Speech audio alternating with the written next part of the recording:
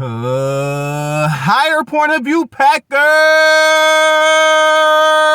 Nation. It's a Packcast podcast. We don't have to be a Packers fan, but it sure does help. I am your host, Higher Point of View. I'm just bullshitting with y'all. What the fuck is up? Higher Point of View here. It is your West Coast Packer backer. Here to discuss. Ain't y'all motherfucking happy that we got something to talk about every day, goddammit? So training camp week 2 begins. The tops are on, the bottoms are not. So it's still not full pads, but we seeing a lot more. We gonna get into that shit now. I sure did pre-pack me a bowl so you don't hear the crinkles in the background, and I motherfucking flip my bowl upside down, bro. I swear, every time I get a car wash and shit, when I use a little vacuum at the bottom, I'm like, I don't know how many motherfucking grams I'm sucking through this thing, but it is what it is. We got to keep it moving. Training camp week 2, the beginning. Top pads are on. Let me just tell y'all what I've been hearing. Let me just tell y'all what I've been thinking. And it seems like I'm telling you what I be thinking and saying, the football guys be listening, or shit just start happening for the Packers. So we're going to start off with my boy Rico Gafford. It's even so funny that he's so under the radar. You know, one of my boys out there, he like, all right, who should I look for today? I'm like, man, just keep an eye on Rico. And that motherfucker said, who is that? So, hey, what a dope name, too. Shout out to Rico. Who was that? Motherfucking Paid in Full? If y'all ain't see Paid in Full, go see that shit. But Rico was a fool. But Rico Gafford, let me give you a little background on him. Since I've been talking about him. And, wide receiver converted to a cornerback. Undrafted free agent. Likely to play special teams, but can contribute on the defensive side. Does that sound motherfucking familiar to y'all? Do you guys remember who Sam Shields is? You know, same deal, undrafted free agent, was a wide receiver, went to Miami, but they turned him into a corner.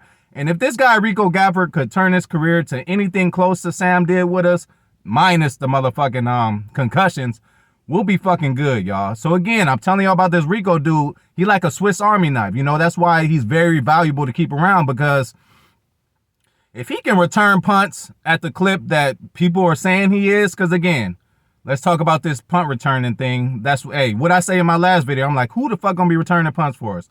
Well, we're gonna have a close answer. We're gonna have an answer pretty soon, because they are going through the ringer. Randall Cobb done been out there. Of course, Rodgers been out there. Rico Gafford been out there. They've been having a lot of people do it, and I heard Rico is doing it at a nice clip. So I call him a Swiss Army knife, because not only can he do that, but he might be able to come in and give one of the corners a breather and make a play, which he did too. He's making plays on special teams and defense. Not making plays on special teams, but, at least he's showing that he can, do whatever is needed as far as returning. And Basashi is motherfucking satisfied with it. So, again, keep a motherfucking eye on Rico Gafford, man,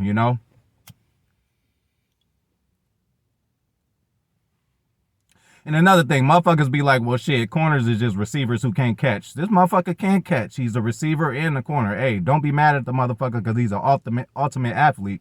Kind of like, prime time. Not comparing him to prime time, but prime will return the punt. Then he'll go on defense and he could go in offense. This guy's capable of doing all of that. Not at the clip that Prime could do it, but I'm just saying we must take advantage of this guy's versatility. He could save 2 roster spots.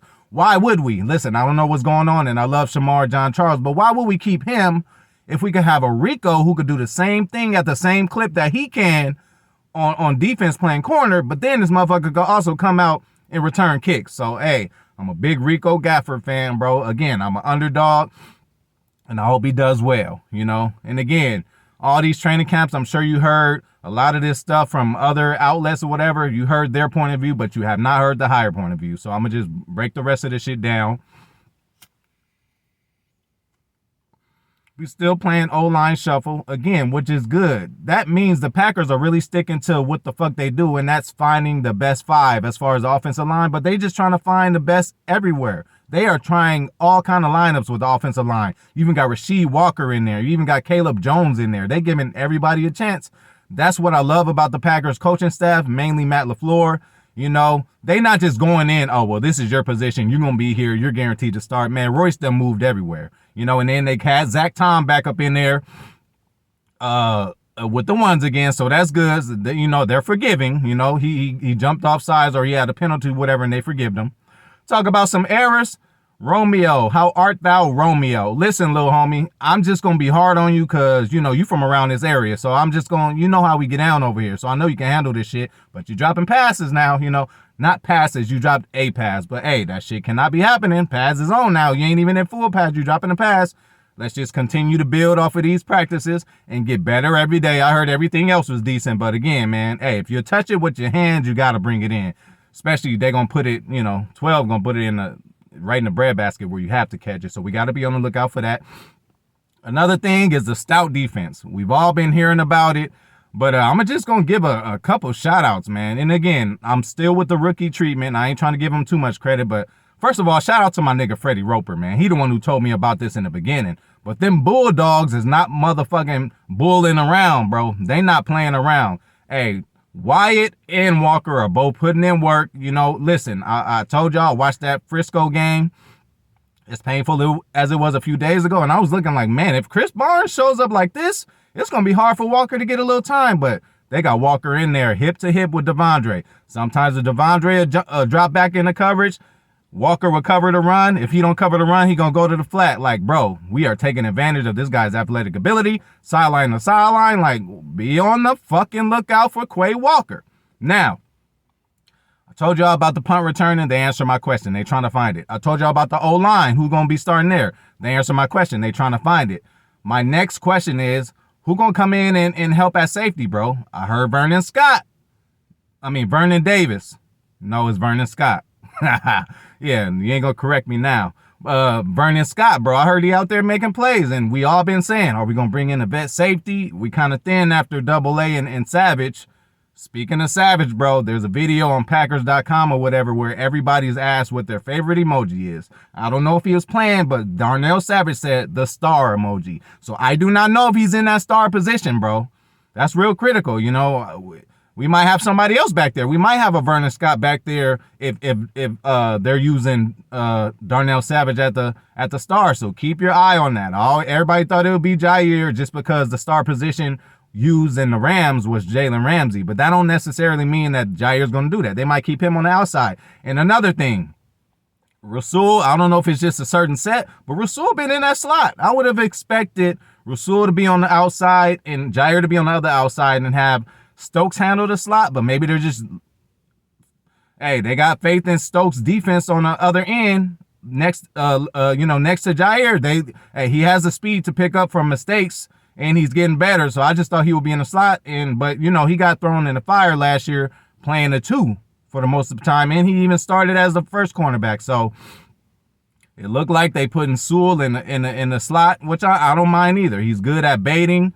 He's good at jumping routes, and a lot of slots nowadays get a lot of fucking chances. You got the Cole Beasleys. You got the Randall Cobbs, even the Cooper Kupps. Most of the time his shit come out of the slot. So slots get a lot of action. So if he gonna be jumping routes at the slot, he might miss it. Somebody gonna cover him in the back end. But hey, that shows that Sewell might be getting some more pick sixes, which I'm expecting. Another thing that we have to notice about this defense is motherfucking Kenny Clark has fucking help. Kenny could take 2-3 plays off now. We might slide in Jerron Reed, who they said made a play today at goal line. We might slide in Big TJ Slayton because he's supposed to take the second year jump and everybody's confident in him. And he's helping out Devontae Wyatt. Devontae Wyatt said, man, he's been helping me out with a lot of stuff. So to see that he's being unselfish, that means we're going to have a healthy rotation in his defensive line. It's no longer just double Kenny and that's it. Now Kenny's game is going to be opened up. It ain't just Aaron Donald over there in LA tearing shit up by himself. He got a Gaines right next to him. He got a Leonard Floyd on the outside, guys that could cause trouble. So, hey, Kenny, you think Kenny has been good so far? And they gave him an 89 in Madden. We ain't going to get on that shit, but bro, he's next to Chris Jones and motherfucking Aaron Donald. You can't name me another motherfucking D tackle that's better than, Kenny Clark if it's not Aaron Donald or Chris Jones. You could throw that other motherfucker in there, the long-time bear. I forgot the nigga name. Whatever. It don't matter.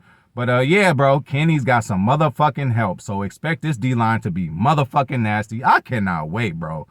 Hey, I love defense, bro, and I love defensive games. What's more exciting? to y'all. A game-winning touchdown thrown by Rodgers, I mean, that is pretty exciting. You can't beat that, but I'm more of a Sewell getting the interception in the end zone to seal a game.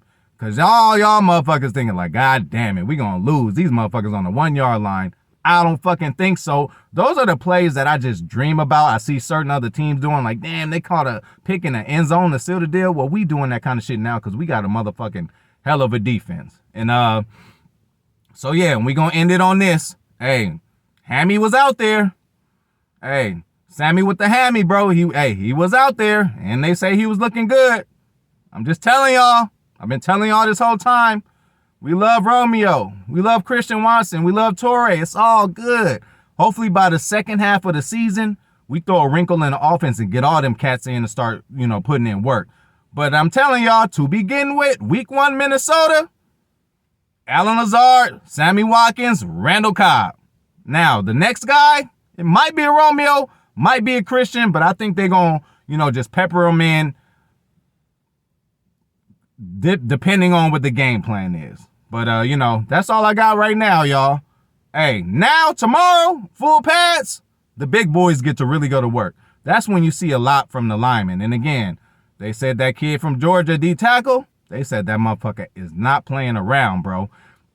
One more thing that I'm looking for in camp. Y'all tell me what y'all think in the comments. Like, who's going to be behind Preston and Rashawn? Which one of y'all motherfuckers going to step up?